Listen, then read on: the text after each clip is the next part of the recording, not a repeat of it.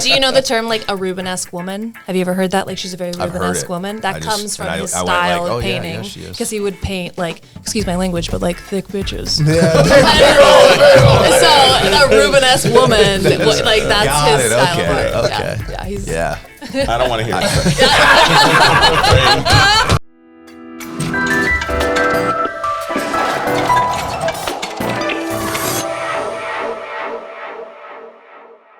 Hey, we are back with episode number 89 of the Sarasota SpeaX podcast. As always, my name is Brad Hannon. Trey Martell. Felipe Colon. And we've got not just one, but two amazing guests today. We've got Kira and Vic from DD Roasters. What's going on, guys? Hey, guys. How are you? We're excited, and we always love when people bring us a ton of gifts. And we've got coffee mugs, we've got rub and tug spice, we've got wet and sloppy barbecue sauce, and we've got a bunch of different coffees. So why don't we start with what's on the table? Tell us what the heck is going on here. Well, we get a little bored and we create products, and obviously we get a lot bored and we create a lot of products. Those coffees that we brought for you guys, I know you have a Keurig machine, so we do K-Cups, but they're all the blends that we have in the actual store.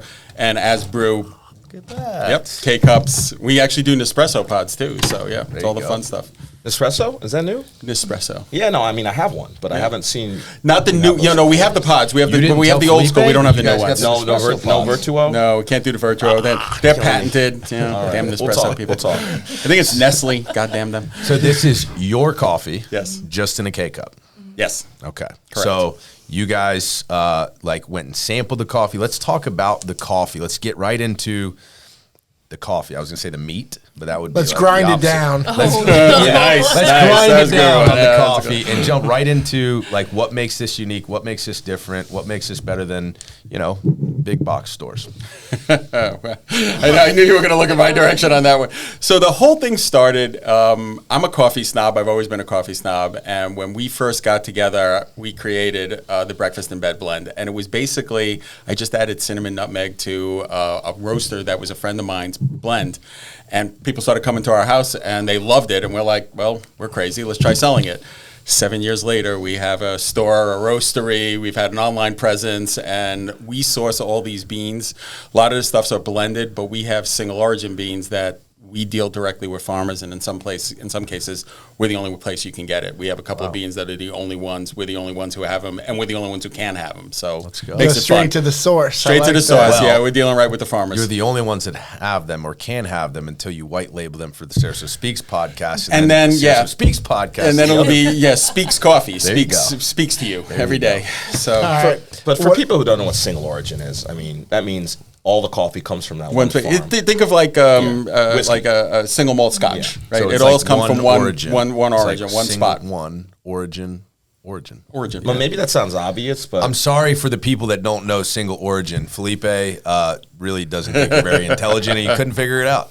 How rare is that, though? That's what I'm trying to get It's not. It depends. It depends on the bean. Like there are things like. Just to get too geeky, Ethiopian yogurt chef, you're going to be able to find that, or Indonesian Sumatra, you're going to be able to find that. But we have, for example, an Indian monsoon Malabar that's been red honey processed. You're not finding that anywhere. I have the only 100 kilos of it in the world. So, there you go. So let me give you single origin. So if you want to try that, come see us. Like whiskey, I would think most coffees are super blended with a lot of. A lot of them are, and a lot of that is for the same reason that you blend whiskey, so you can have a consistency. If you have a bad crop, it's an organic product. So if you have a bad crop, you have something. Well, this one can take the place of what the other one was. Match the flavor that people want to buy and they're used to. So let's dive into coffee more after we talk about Kira's art. And I looked around when I walked in, and I was like, dang, I expected to see a piece of Kira's art on the. I mean, I thought you were going to do a portrait of me with the book that I wrote. Yeah, that's on a bearskin rug. Yet. On a bearskin rug. That's not released yet. Just like telepathically know what to write. So I'm going to write a book just so it's. Who cares what it says? So that you can make art out of it, because that's like the favorite that you do, especially the one I see like every day of Vic's beautiful face. Yeah, he loves that piece, by the way. You don't love that piece? No, not at all. Is it for sale? Yeah, you can have it. I can have it? Yeah, it's all yours. Just put it on the door here. People come into the podcast room. That's what. Oh, that's good. So how did you get into art, and talk to us about that? Because I got a million other questions about coffee and the art and how you can have so many hobbies and be an expert on all of them. But I actually studied art in San Diego. Okay. Racked up an art school debt, and that's how I became Danny for Okay. an extended amount of time. And yeah, I've always painted. I grew up painting, and I opened a gallery on Palm for a while, and then I ended up having to emergency evacuate because the building was falling down, and so it actually ended up being the best thing ever because we. What happened to the art? Well, I moved it out. It was good. I didn't leave Okay. it. Yeah. You said emergency evacuate. Well, they were like, they're like, we have to like shore it up. You were in my grandmother's building. Yeah, the Dolphin Towers. Yeah, we were in the retail space under the Dolphin Towers. I know more about that than like here to talk about. Oh yeah. What year? It was crazy. It was like 7 years ago. No. They had to do it again. They had to do it a second time. Like in like 2021. for the commercial spaces. For the commercial spaces, correct. Because I remember they were shoring that up back in like 2016, 2014. Yeah, so when nobody told us when we rented the space you know what that that like place hey, by the was? way. You know what that place was? Not strong. That was never it was absolutely, yeah. So when they shored up Dolphin Towers, they yanked on the steel in the garage and they caused stress fractures. And when they decided to fix the garage, they opened it up and went, oh my God, we've been parking all these cars on top of all this retail space that have stress fractures. And they're like, you guys have to get out. Okay. Can I get my art first? Yeah. Well, first they were like, well, you can leave it open, but we're going to put these giant beams in. I was like, you know what? I'm good. Yeah, it's an art gallery, okay? It's not a... So you can break the lease at least. You're not providing me with a continuous use space. We couldn't exactly break our situation. You guys were kind of screwed because you owned it. Yeah. So has the art grown? Has that been something? I mean, obviously you've been doing it for a long time, but is that something that with DD Roasters, a little bit more exposure, or is that other locations kind of the same? It's its own little entity, like people obviously see a lot because when you walk through the coffee shop, it's like an exit through the gift shop situation, and because we share a wall. You leave through my gallery, which we definitely didn't do on purpose. No, I love it. But yeah, like I do primarily commissions, so it's always pretty like busy and steady with what people want, But that honestly was the best thing that ever happened because we found the building that we're in now. We bought it, so it made it easier. So we don't have to deal with it. And it's not collapsing, which is great. And yeah, it's been fun. And if it is, then it's not a good thing.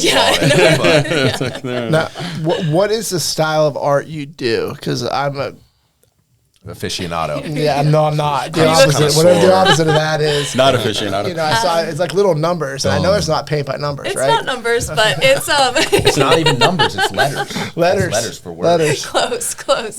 It's a pointillism. Pointillism is basically you use dots to create a grayscale, and a lot of times you do portraits or landscapes or whatever you want to do. Like I don't know if you're familiar with Seurat.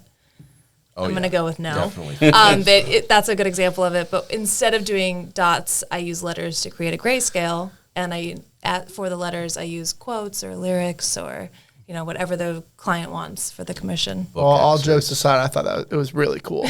I was like taken aback. It's fun because like Sarasota obviously has a large elderly population. So what usually happens in the gallery is they'll do a lap and be like, wow, this is really cool. And then they like get really close and they're like, wait, they like put on their readers and they're like, wait, I got to do another lap, So. Go back with their bifocals.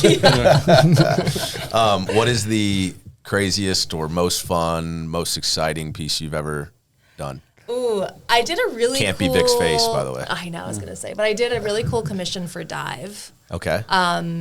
Which I don't know if you're familiar. Yeah. And Brock wanted a... we got to get him on here, actually. He would be a really good guest. Yeah, he'd be a good guest, yeah. He wanted a Anthony Bourdain. And so I used about 300 knives, and I like resined them into the piece. But when I was doing it, I'm pretty sure Amazon thought I was a psychopath because I was like Amazon priming 300 knives to my house. It's probably...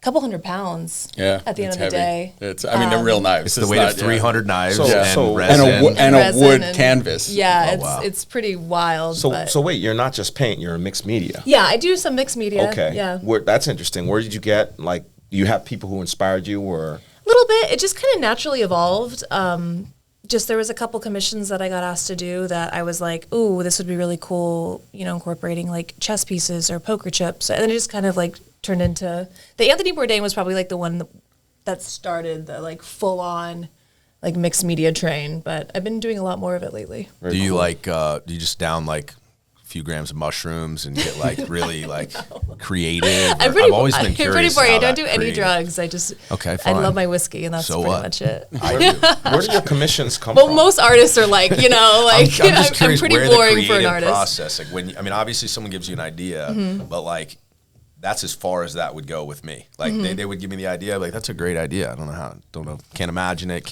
no imagination. Brad, that's like what we like to call stiff. Stiff imagination. That's me. Stiff. That's why I do the drugs. Not everybody's got the left hand that they got the right brain. Yeah, I'm very right brains. Very right brains. But I'm really curious where your commissions Now I'm getting a lesson on how the brain works. I wanted to understand how her creative process works. I didn't know you when you knew. I just channel my right brain, and then it's just Wow. Like, so you said all your stuff is commissions, or mostly. Well, I would say about 80%. So I'm just curious where those come from. And usually people come into the gallery. Before I had like an actual gallery, I did shows in New York, and I had an online presence. And I still have the online presence, but now when people walking through will see something and be like, oh, I like that piece, but I want this. So it's people here in Sarasota in this area. And online. Online presence. Yeah. A little bit of both. What I was trying to get at, Brad, is there you go. The nature of our art community is changing here. I mean, I would say some of the stuff that you do would be a little more on the avant-garde edge compared to what you see in the galleries on Palm. Yeah. When I first moved into Palm, there was a lot of beach art, which is fine. It's Sarasota. But so I was kind of like the odd duck, But it is changing. Art Ovation has a bunch of cool stuff all the time. You can't be a closed-minded artist though. So it's tough. I mean, you can't be like, well, her art is not like real art. Because it's like, well, art is just art. I don't know. I've seen some pretty bad art, to be fair. Yeah. That's like when I try or Trey tries. But. Even in museums, like Vic and I will go to museums, we're like, that's crap. What is bad, really? Because, we have a ton of these street festivals during season here, right? And you look at most of the art. These are all just people from all over trying to make a living, peddling whatever they got. To me, like, art is very emotional. And I, like, when people come into the gallery, like, I tell my girls that work there, like, please don't push them. Like, I want it to be a purchase that they want. I don't want to try to, like, sell them, on it or force them into something. So, because when I buy art for myself, it's just like, I like that. Why? I don't know. I just like it, And so I kind of try to do that with my own gallery. And, I don't want to have people go home and go, oh, maybe I shouldn't have gotten that. Or, maybe I should have gone for the beachscape. What's your return process like? Zero. And you want them to come back for coffee without thinking they're going to get sold. Or a second commission. I don't know if you've ever been in, like, not all galleries, but some galleries can be very pushy where you walk in, they're like, let us know if you have any questions. And then they, like, follow you around. You're like, man, can I just, like, look at the stuff and I'll let you know. There's basically three types of art buyers. There's collectors, and they're literally collecting what. Then there's emotional buyers, and then there's people who just want something nice for their house. And it's literally three different price points. Collectors spend an ungodly amount of money, and people who want something for their house, you're not going to pay more than you pay for a couch, because it's basically what it is. It's just a couch on the wall. So and like going back to like there isn't any bad art. It's just art that I don't personally enjoy, whereas the guy next to me could love it. Yeah. Which is like some of those pieces you've seen in the museum. Somebody loved it somewhere. People love Warhol. I hate Warhol. Okay. I think he's crap, but a lot of people love him. But I've heard the name, so I know a lot of people love him. But he got mentioned, so is it crap? Because he got mentioned, and he had a famous quote. He said, "Art is what you can get away with." Might be the most accurate quote about art ever. It's what you can get away with. That was like a pun because he was probably laundering money or something. Probably, yeah. No, like I'm getting away with. You would like him. He was known for his drug parties, so you'd be like all in. Channel your right brain. Put that target on Studio 54 and Brad. It'd be all good. Yeah. Big Studio 54 guy. So that kind of brings me to my next question. So much of art is about who's doing it. Right? People like to complain, oh, I could do that. No, it has nothing to do with whether you could do it or not. That's not what makes it art. Yeah. It's about who made it, why they made it, what was the intentionality behind it. And you talk about how who you are has kind of attracted certain people to your art or not. Yeah, one of my friends actually gave me a quote that always stuck with me is, I was looking at something and I was just like, wow, I could have totally done that myself. And she looked at me and she was like, but you didn't. And I was like, ever since then, it's always stuck in my head. I'm like, yeah, you know what? You're right. You're totally spot on right. So. Who is your favorite artist then? Outside of yourself? Living or dead? That's kind of... let's go with one living, one dead. Living, Chuck Close. Not anymore. Did he die? He died. Oh, that's like Breaking the worst news. thing ever. Sadly, yes. Well, Kira was today years old when she found out her favorite living artist is actually her favorite dead That's artist. such a bummer. Yeah, he did. He died about a year ago. Oh Life is my fragile. God. Well, We don't know if that changes your answer or not. Yeah. Okay. No, it has No, to the change. Dead Because answer. The he's- dead answer, not the living answer. Oh yes. Does he replace your favorite dead artist then? No. Oh, No, he's top 3. So now but let's pretend he's alive. I'm a big Rubens fan, Okay. and I'm a big Dolly fan. So, no, Pick he's one. top 3 though. Gun to your head, pick one.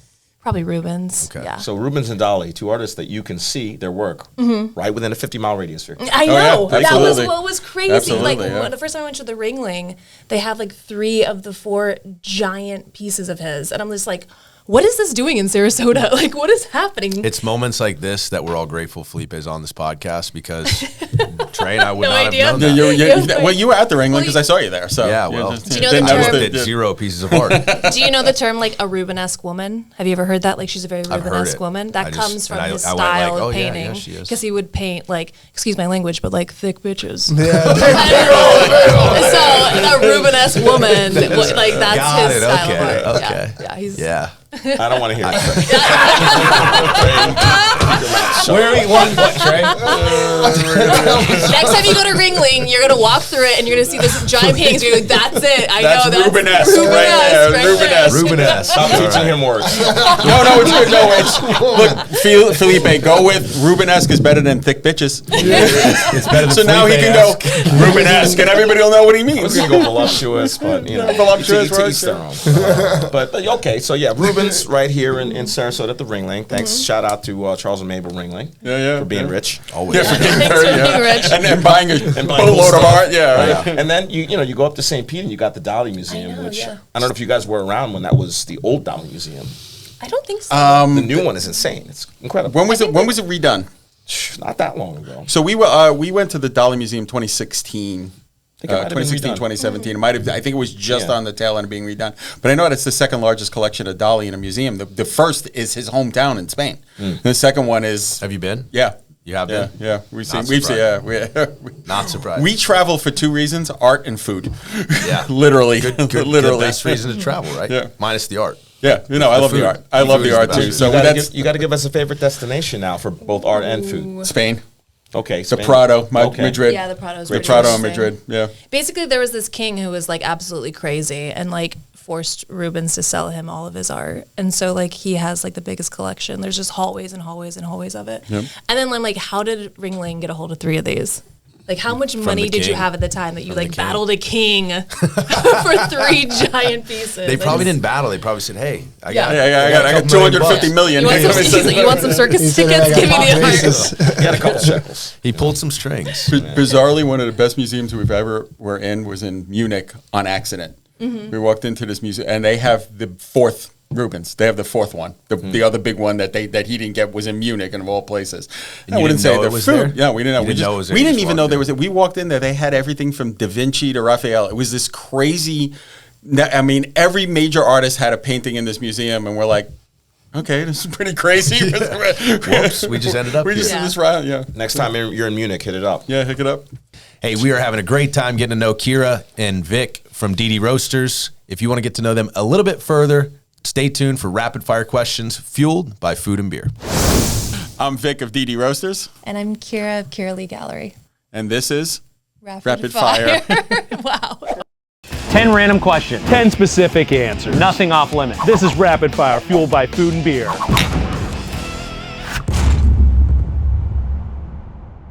What song do you play when you need to get pumped up? My favorite song on the planet is Africa by Toto. I hear the drums echoing tonight. And my favorite thing to do is like play that first thing in the morning and blare it and piss Vic off. It's gonna take a lot to drag me away from you. Yep. And I'm Chumbawamba. I get knocked down. I get knocked down, but I get up again. You're never gonna keep me down. You can only choose one, ice cream or cake. Ice cream. Cake, because I'm a pretty good baker. Cheers. In school, what class did you absolutely hate? Calculus. Okay, welcome to the second video of Calculus Sucks. I liked school. I don't know if I had a class that I hated. I don't know. I hated running the mile. Is that a class? PE, there we go. Coffee, hot or iced? Oh, hot coffee. Hot coffee.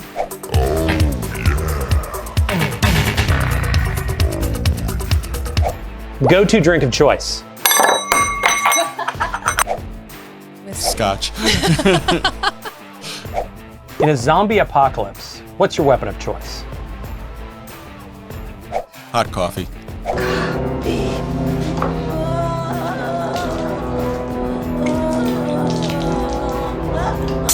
My husband. Which musical instrument has the most annoying sound? Bagpipes. No, God! No, God, please, no! No! No! That stupid air horn that DJs use. The like the that it's not even an instrument, but What temperature do you set your thermostat at? Cold as hell. That's the war. 73. when he's not looking, I turn it up to 75. In your opinion, which accent is the coolest? British. Hi there everyone, welcome to English with Catherine. I hope you're all really well and you've had a lovely week. Scottish. I'm rich and I'm dead sexy. Would you rather be invisible to anyone that sees you, or would you read people's minds? Oh, I don't want to know what's going on in people's heads. I'll go with invisible. You can't see me, dog! You can't see me! I've always had that like debate, like if you're invisible, do you get your clothing? Oh, behave. Yeah. So I'm just nude, just wandering around? Yeah, baby. Yeah. Like, do my clothing, because like invisible would be really cool, but like if you get there and you gotta find clothes, that'd be a problem. So if clothes are included, invisible. Okie dokie.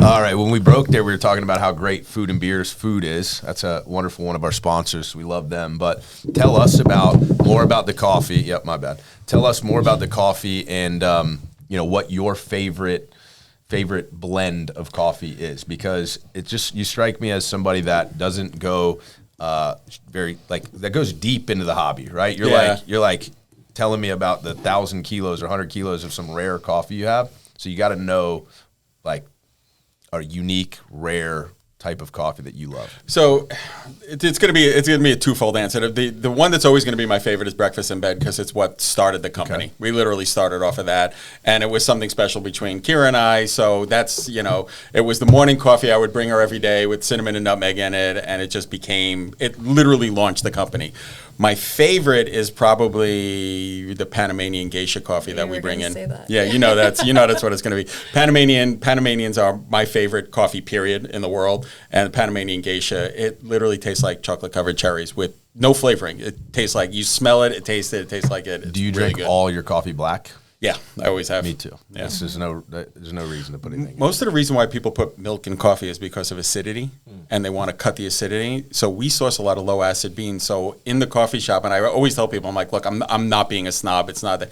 Please try it black, because if you put what you would think is a normal level of sugar and cream in it, you're just going to taste sugar and cream, because there's not enough acid in it to break it up. My coffee, dude. And then you're going to walk out the door, it's going to taste like coffee ice cream at that point. So not to be a coffee snob, but I'm going to be a coffee snob. No, but I'm going to be a coffee snob. But I always tell them, and most of the time they'll drink it and go, oh yeah, I see what you mean, because if you put that much cream in it, it's just going to taste like you're drinking cream. No, that would make sense though, because the lattes that I've had from your place are incredibly smooth. Yeah. How do you feel about lattes? I love all coffee. I mean, but that's putting milk in it. It's so. fine. What about it's cappuccino fine. after 11? No, I can't have cappuccino after 11. You know the rules. Why no cappuccino after 11? That's an Italian thing. If you go to Italy, it's technically noon. If you go to Italy and order cappuccino afternoon, they just literally look down their nose at you like, oh, you must be American. Like, that's a morning drink. Afternoon is espresso, before noon is cappuccino. Okay. Is that like ordering an aperitif after dinner? Yeah, it's like they're looking at you like, come on, No class. However, my mom, who is 100% Sicilian, drinks cappuccino whatever the hell she wants, and she says, I don't care. So because I'm 100% Sicilian. And I can get away with it. So. You're not going to say I'm American. Yeah, so as a couple coffee connoisseurs, you're around coffee all the time. How many cups of coffee do you guys have a day? I'm about a pot and a half. Pot and a half. How many cups is that? I don't know, 12, 14 cups. Ooh. Yeah. I do about 3. Yeah. Any decaf or just full decaf? Decaf What the hell's that? Time? Yeah, really. Wow. Brown water? Like I don't understand. My mom would come over to babysit the kids at 6:30, 7 o'clock, and I'm like, they go to bed in an hour anyways. Like, what do you need all that coffee for? Shit, this will put me right to sleep. Like, okay, but. I can drink a couple of glasses of coffee, but I'm hypersensitive to caffeine. I can't believe Brad drinks decaf. I do not drink decaf ever. I'm saying rumors. any decaf. He has a lot of drugs. He drinks decaf coffee. We don't want to double down. We don't want to double down on this. I'm starting D&D roasters. By the way, guys, if you're out there and you go to DD Roasters, it's DD Roasters, not D&D Roasters. But you can come visit me at D&D Roasters, where we have drugs and decaf. Drugs and decaf, yeah. That's right. You don't need decaffeinated coffee because we got the drugs. So you're good. And we got 100 kilos. We got 100 literally kilos. Decaf coffee. Oh boy. We're gonna get in trouble for this one. But we're in a lot of trouble squirming already. over there. I gotta edit the crap out of this one. Oh Jesus! So do you guys actually have to import the coffee yourselves? Oh well, we deal with importers. Some we do bring in ourselves. That must be odd, right? It's torture. Speaking of drugs, they use coffee to. Yes, drugs. it's we've had those Elephant in the problems. room. No, you have not. We have had those problems. We've had problems where they were opening up the coffee to check to make sure there wasn't drugs in them, which ruins a lot of it. We've had a lot of issues. We've also had a lot of issues because all coffee, again geeky, grows between Tropic of Cancer and Tropic of Capricorn. So you have this one belt.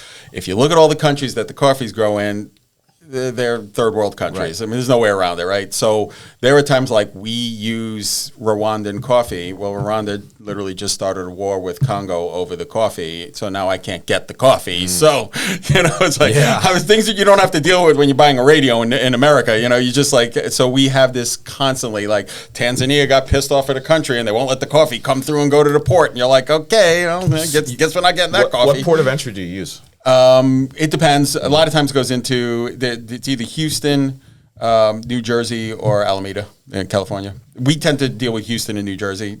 Shipping it over from California is brutal.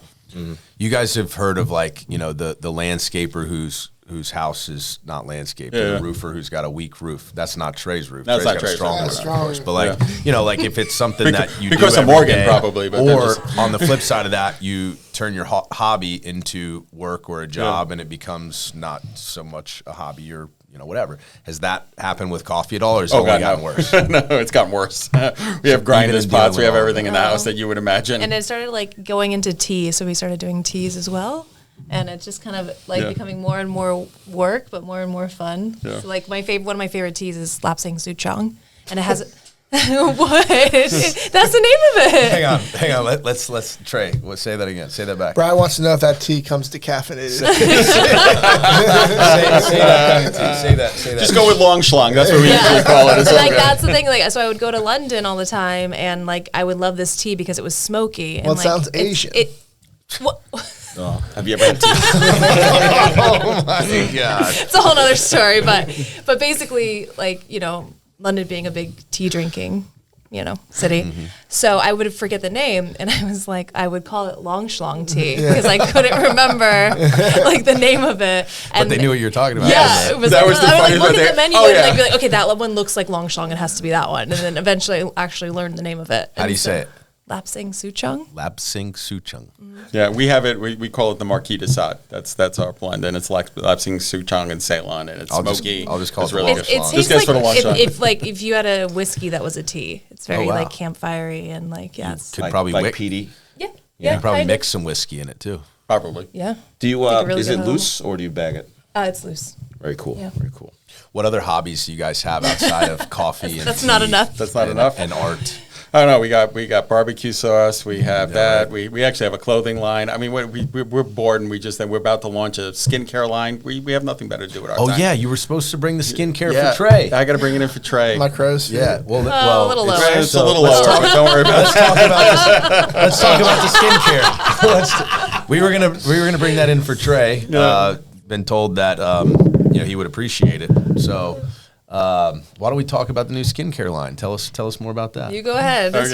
So we're working with literally a local company, and we're doing a skincare line. We're starting with a men's skincare line, and we came up with a very unique name called Shitfaced.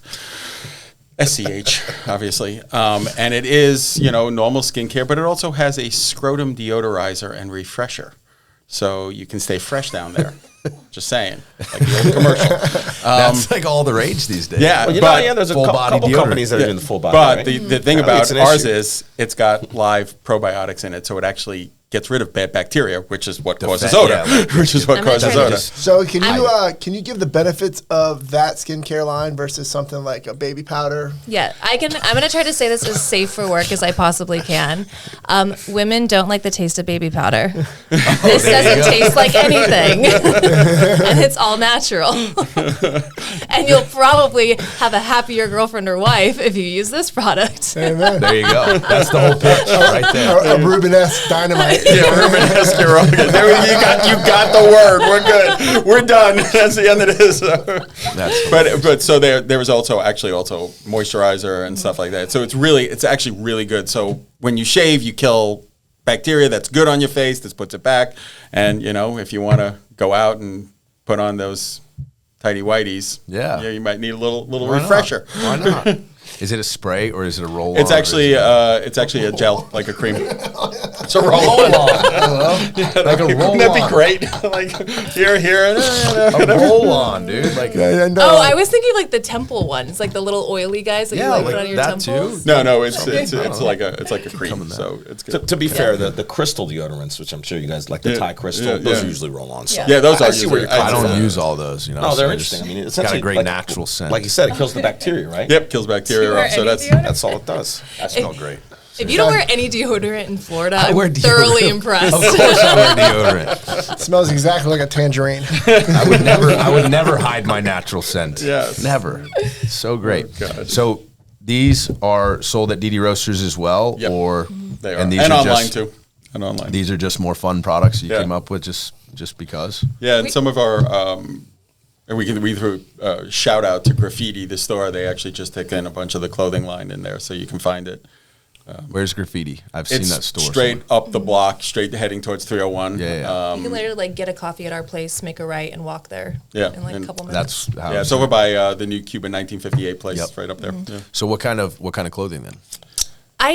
We have a theme. I love humor in products, so clearly we do underwear, sports bras. And it all has very cheeky. It says "remove to fuck." Yeah, on I was trying to keep it safe for work.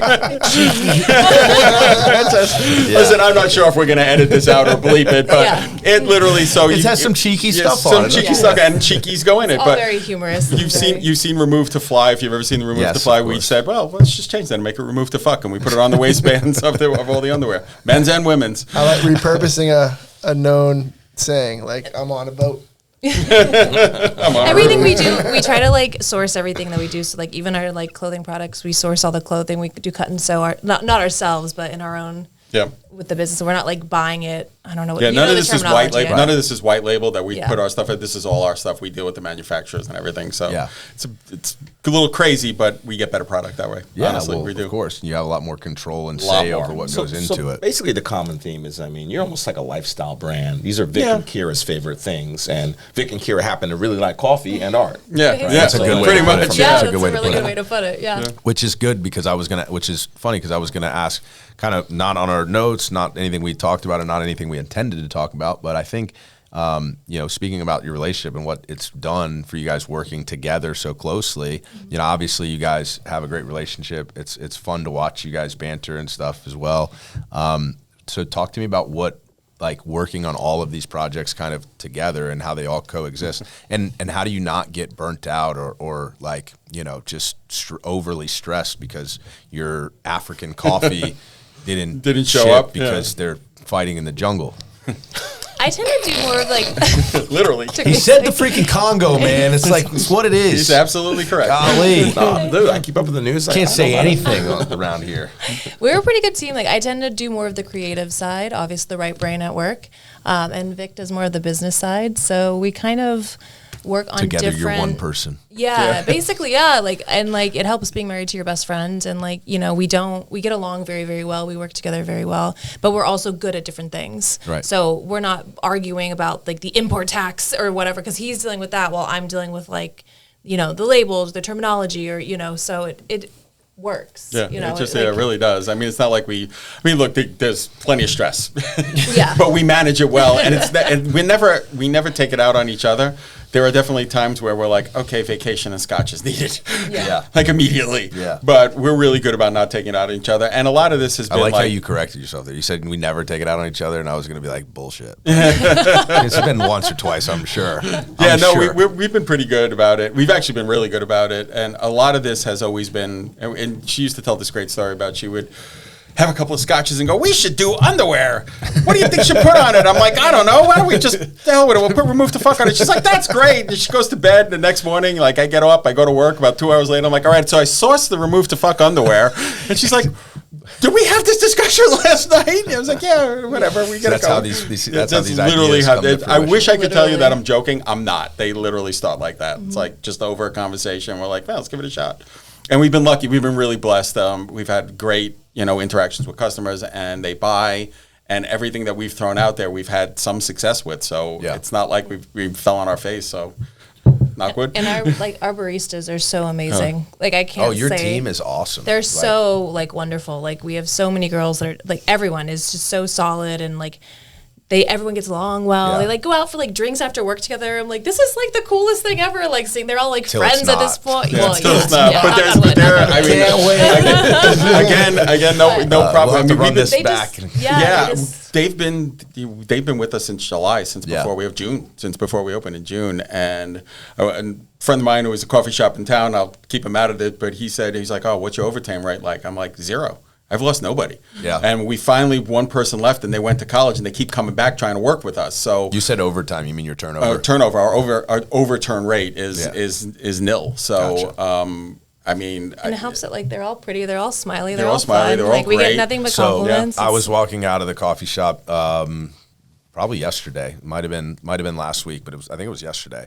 And some of the girls, and this is a positive thing, right? They're on their phone. They're on their phone. One of them's doing schoolwork, and they're hanging out. It's relaxed. Yeah. It's true. Yeah, in the gallery, there was nobody in there. I wanted to make sure that we prefaced it with I said, "Wow, you guys really have it great here, don't you?" And they were like, "Yeah, we love it." So it's all what I'm saying is it has a lot to do with the environment that you create and the culture that you guys have created for them.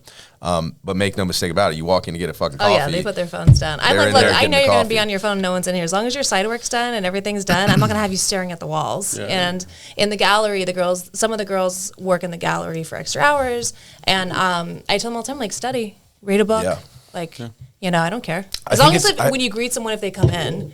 But if a customer comes in is interested in my art and has a problem that the girl working at the desk is doing her college school work, then I don't want you to buy my art. Yeah, it's a freaking coffee shop. It's like the best place to do your schoolwork. Yeah. Right? Yeah, exactly. But it also has an effect when they're outside. It was nice weather, but they're outside. So it couldn't have been yesterday, actually. But they're outside hanging out looking like they're kind of patrons of the coffee shop as well. So it gives the effect of it being... They just want to sit outside. Yeah, they love it outside, yeah. And then they try to they think they're slick. And a customer will walk in, they try to run around the gallery to meet him halfway. But I'm like, they can see you. That's the person I just walked past. Actually, you should keep them sitting out there because, like you said, if the place looks really busy, it draws more people want to come in. We've been really good. I mean, we opened August 23rd, and it has just grown and grown. So, and obviously now we're in what you would call season, but I would say most of our customers are locals, which is great. I mean, you want to take care of the locals. I mean, that's the important part.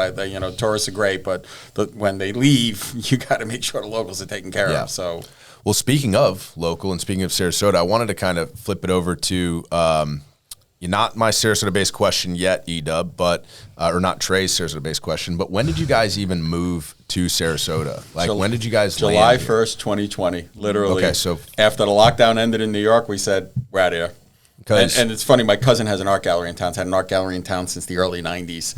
And we knew about the art scene here, so we knew she would do well with her artwork here.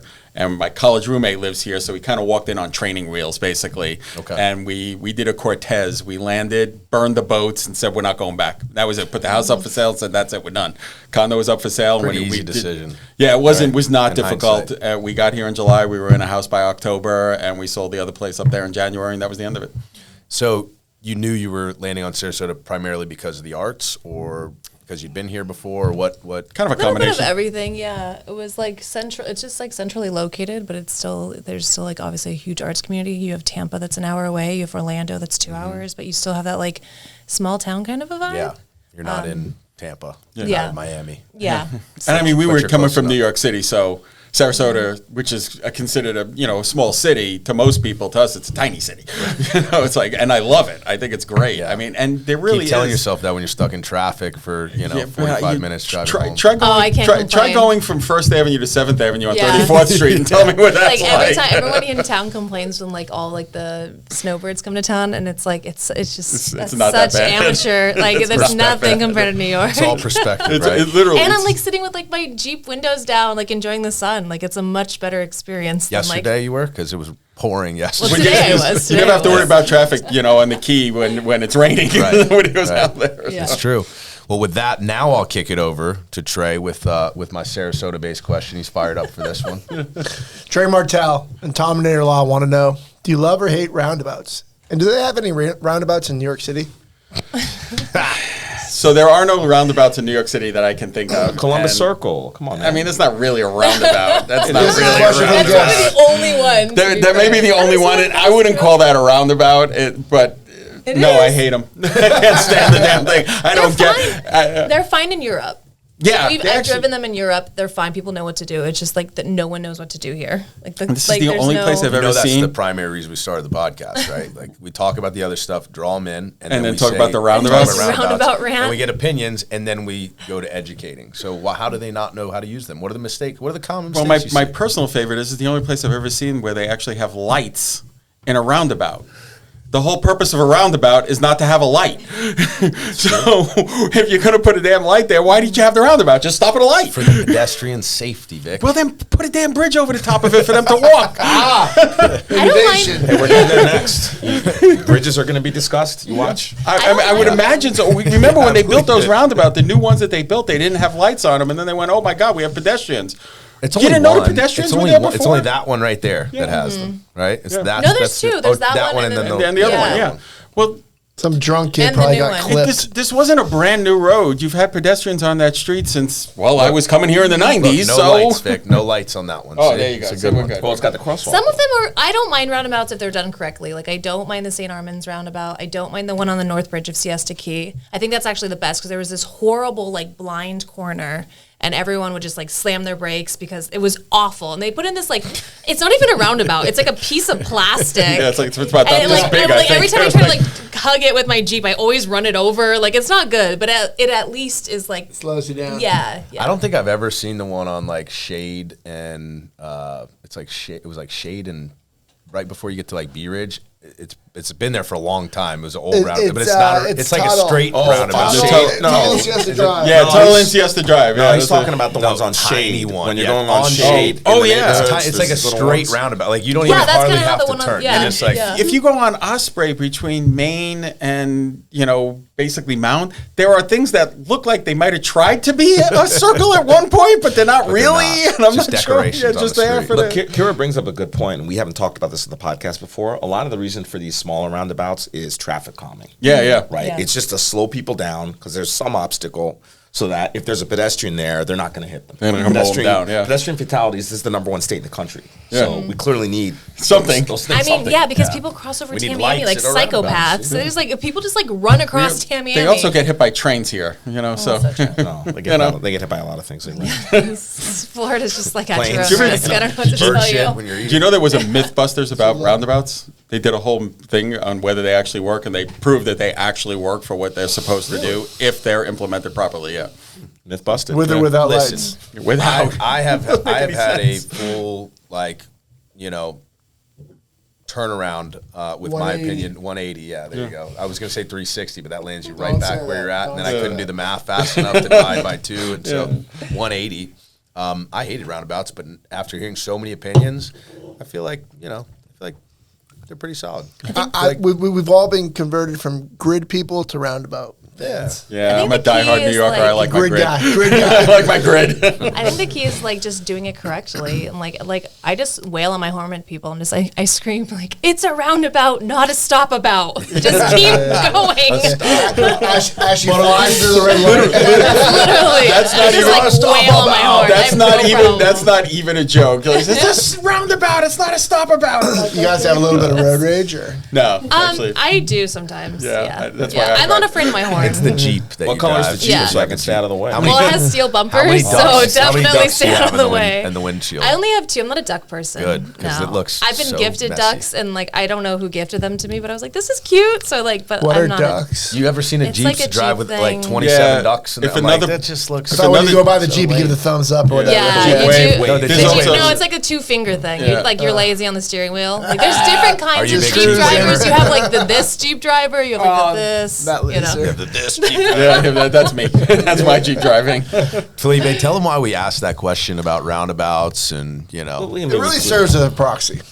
Why don't you do it good? You can even use that voice that you like to use. No, I mean, when we ask about roundabouts, it's a fun way of asking about growth and change in Sarasota, which gives a lot of people consternation around here because their little beach town is all of a sudden growing up. Listen, I've been coming here since the 90s, so yeah, I've seen this place grow up.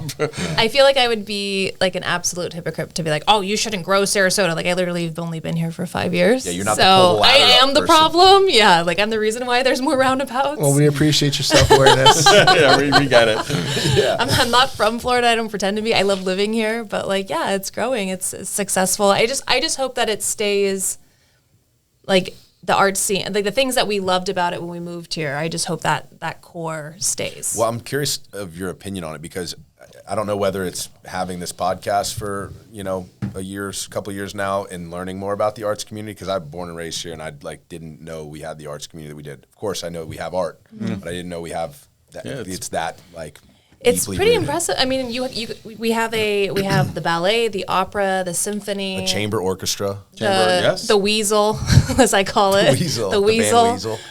We get Broadway. We have like multiple dance studios. Yep. It's just not counting galleries. Palm Avenue is just a row of galleries. Different art walks. First Friday, and like it depends on like what you would consider art because there's either other stuff. It's just there's so much. But I'm curious in the almost 5 years, I guess you guys have been here in 5 years. Have you seen that arts community continue to grow? Have you seen it kind of shrink in just a small amount of time? I don't really know if I've been here long enough to tell. Yeah.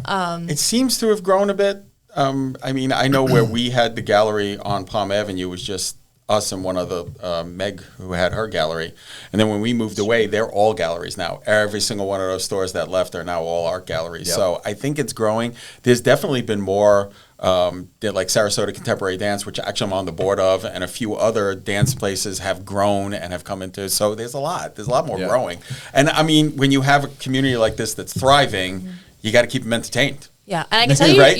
your opera house has improved the last couple of years, for sure. So. Yeah, you frequent those? Yeah. I'm going to sound a little harsh, but if you look at what separates us from other towns of our size on this coast, the arts is a pretty big differentiator. Yeah. Absolutely. And if it weren't for the roots and the ringling and all that stuff, what would we be without the arts? Yeah, I forgot about that, like the museums. Yeah, no, I think that's kind of what I was getting at. Is like if you look at the size compared to the availability of so many different arts, it's so I've never seen anything like that in the States. Yeah, and it's all incredibly walkable. It's all right downtown. You can walk around to a variety. I want to walk to Ringling. But. Yeah, I wouldn't walk to Ringling, but I mean, you have Urbanite Theater downtown. You have SCD downtown. You have all of this stuff that's right downtown. And when you have this kind of a community that's thriving, and especially the people that are moving in, they're looking for entertainment. You know, and that's the only thing that's going to keep them happy from 8 to 80. So we've covered one of the reasons you travel, which is art. Second reason is food. So tell us about Sarasota's food And thank God it's getting better. That I can say it's gotten better in 5 years. Really? That has 5 years ago, it wasn't. It was a little rough moving from the best food city in the States. Not only coffee snobs, huh? Oh, yeah, not only coffee snobs. Actually, way more of a food snob. When you live in New York, everything is open 24/7. Like, you want French food at 4 in, you can get really good French food. I can even tell you the restaurant. We moved here, and one of my favorite stories is, like, when we first moved here, we're like, oh, we should just go out to eat, because, like, we've been, like, you guys had, like, your restaurants open. We're like, this is going to be amazing. We've been, like, cooped up in our apartment, and so we're like, it's pre or post. And so so we were like, okay, let's go out to dinner on Siesta Key. This is gonna be so much fun. Okay, what time should we make a reservation? We're like 8. You know, it's kind of early, but like whatever. Let's do 8. We were the only table, and they were like cleaning up, like staring at us. Like waiting for us to leave. We're like, rolling the silverware, just hairy stink eye from the corner. We're like, like 8 o'clock is like early in New York, and then we learned real quickly. So now we're like 5:30 people. We figured it's gotten a little better downtown. Like you can get kind of a later reservation downtown now, but like that's definitely. So I've also seen like a bunch of ethnic food coming to town that it used to be. Absolutely. There was no dearth of mediocre Italian food, and I can say that being Italian in Sarasota. What's your favorite Italian restaurant? Marcello's. Yeah, by far. Yeah, we'll be there like once a week. Yeah. We have to get them on. Oh God, he would be great. Yeah. He would be absolutely great. You guys are also touching on something that's a pet peeve of mine. People misuse the term foodie. Yeah, right. Around here, I hear a lot of people say, "Oh yeah, I'm a foodie." I'm like, just because you are lazy and don't want to cook and you like to go out to eat all the time doesn't make you a foodie. A foodie's a connoisseur of fine food, right? And you guys are clearly that. We were talking during the break about how Madrid is also not just your favorite art city, but your favorite. It's one of our favorite food cities. Refined palate. Yeah, Trey, well put. Favorite restaurants here as real foodies. Marcello's, Sage, Figaro's. Probably the top 3. Lucky 8 just opened. Lucky 8. And that's legit. Like, that was one thing that the city was lacking was Cajun. I think you recommended I told you, the gumbo. The gumbo. And so I had it, and then I think the next day or 2 days later, I went there for lunch because I'm like, everything's got to be good. Everything there is fantastic. Really that's definitely up there. Adeline now, that Eddie from 1592 took it over, I think is fantastic. Adeline used to be Melioria. Yeah, over on Hillview area. I think I'm pronouncing that correctly. I don't think I've had Figaro's. What's Figaro's? Figaro's a little French place, a couple of doors up from where Adeline is, and I mean they are. You have to make a reservation. Yeah, it's tiny. It's like 10 It's Marcello's tiny, and they're. I mean, she's from Paris, he's from Lyon. They answer the phone in French, and the food is as authentic French as you're going to get, and it's fantastic. We also like, I mean, I've gone out to Maison Blanche, and it's really nice, but I don't want to hike out to Maison Blanche. I just literally don't want to hike out there. I wish we had better, like, just Asian. I feel like our Asian is still lacking compared to New York. That's like one thing. Like I miss soup dumplings.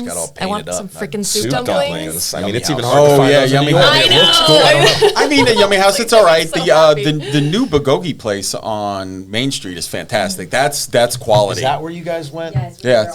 That is quality. Morgan and Trey favorite for sure. Yeah, that's honestly, but that's a quality. That's as a foodie, and I love Asian food. That's quality.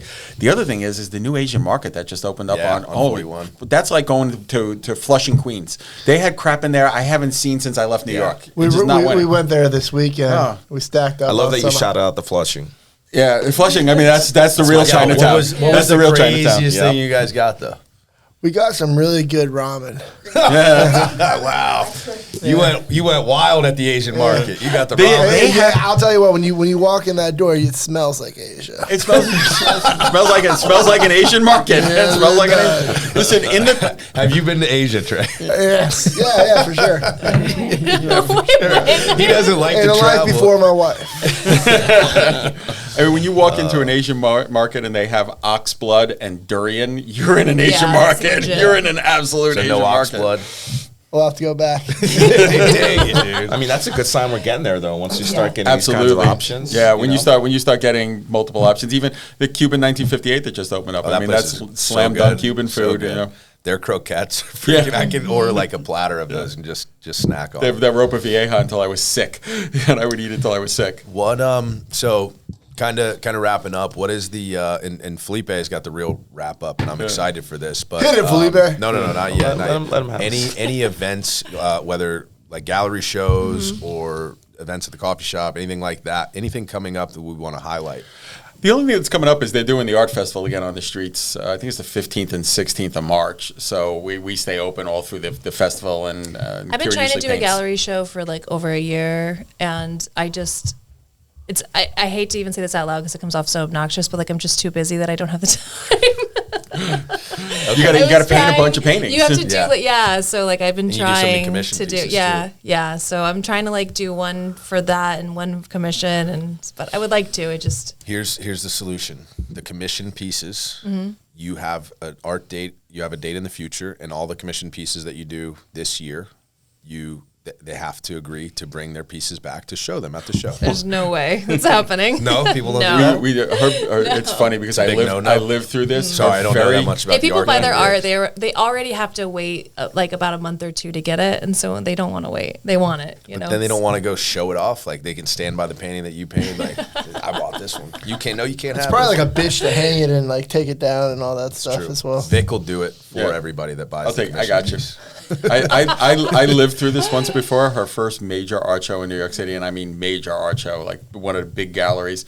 She had to do 36 pieces in 3 months. In a 600 square foot apartment. In a 600 square foot apartment. It was morning, noon, and night artwork. And let me tell you something. I think that's probably why I don't want to do a show. Lived in that 600 square feet. Our deck was 700 square feet. Our apartment was 600. And then we upgraded. We had 1,400 square foot of condo space, which in New York is, I mean, that's, that's like, the penthouse. It's 2 bathrooms. That was the it was like fantastic. Yeah. Favorite for New York City neighborhood in New York City? I got East Village. Okay. Yeah, East Village. But yeah, so that is that the good village? East Village, it's sentimental for me, but yeah, it's my favorite. Love it. Yeah, so when I watched her do all of this artwork, and it was great because a good chunk of it sold, and it was all like she and as it went on, I was like worried. You get on, she got better and better as the pieces got on. She didn't take out her stress on you at all. No, not at all. I just stayed out of her way. No, I just told him like, don't touch that, it's wet. That was like for like, don't touch that, it's wet. Don't touch that, it's wet. Negotiating through there, like, don't worry about it, I got this. I just got to get to the bathroom. Sleep. You're like living in a gallery. Don't touch anything. Yeah, literally. And then my one problem with Sarasota art scene is, I don't know what's going on here, but you guys love to touch art. You love to freaking touch art on the in a gallery on the wall. I've never had that problem before. You're not supposed to do that? No, that's a huge no. I know why. I had to put a sign up in the gallery. I know why. Why? Because the freaking letters. It's because of letters. But no, I'm telling you, people because I've done it, not touch. I've been like, no, look, they're letters. See, and I've you're like, look, it's letters. See.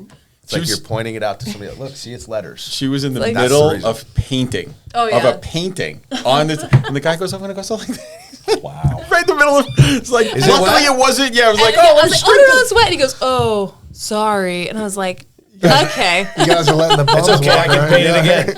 I can read. No problem. I just read you this again. All right, that's a pretty big issue. You stop by Kearley Art Gallery. No touching. Don't touch. Okay. If you're have a cup of coffee, watch the art. Or somebody get coffee. And you're not just hold your coffee mug because then your hands are on something. I put a sign up. It's fine. You should have coffee mugs that say "Don't touch the art." Don't touch the art. All right, Felipe. So we always end the show on the same question. You've been on Sarasota SpeaX. You see what we do here. Thanks for coming. We really enjoyed it. Hope you did too. Yeah, it was great. Awesome. Who do you know, who we may not know, who Sarasota needs to know? Who can you recommend that we invite on Sarasota? I have like 2 right off the bat. Boom. There's a burlesque company in town, Marina and Carmen Candlewick. They do hard heart burlesque. They do shows at McCurdy's every month, but they also bounce around and do like private events. It's such a good show. They always are changing it. They're so creative. Do they have a name? Yeah, I can send it to you, but it's Hard Heart Burlesque. Hard Heart. Yeah, they're on Instagram. They're just super cool chick. And like, who doesn't want boobs on the show? I'm just saying. Not me. Sorry, Morgan. Points. You got points on that one. And my second is there's a vintage shop in town, Can-Tam. Can-Tam, yeah. It's like they specialize in all vintage. Their shop is curated amazingly by the owner. Her name is Ashley. Her mom works there. Like, it's such a family vibe. It's my favorite place to shop. It's just like awesome. I know they got hit pretty hard in the hurricanes. Where's the location of the shop? They're on 12th. And what's that mean? It's between Orange and 301, I believe. Okay. Yeah. Or it might be over near 301. downtown, not completely downtown, but near. But yeah, and they're awesome. She's ham and hard heart. She's like an amazing. I'm on 12th. Ashley's knowledge of vintage and clothing and fashion. I know, like, that might not be your cup of tea, but like for me, you would love it. She has old school T-shirts that I'm telling she has you, a lot even of you would go, men's shit, as I gotta well. get that. I have to check that place out. It does sound cool. Trey used to be an old school T-shirt guy before he developed that superhero uniform. Yeah, that's it.